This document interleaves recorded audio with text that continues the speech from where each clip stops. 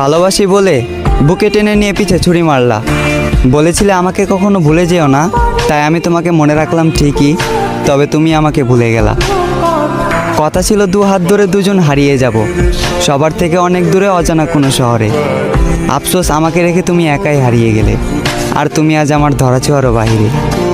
অন্য কারো জীবনে আলো দিয়ে আমাকে আধারে ডুবালে। কি ক্ষতি করেছি তোমার? কেন আমাকে মিথ্যে মায়ে জড়ালে?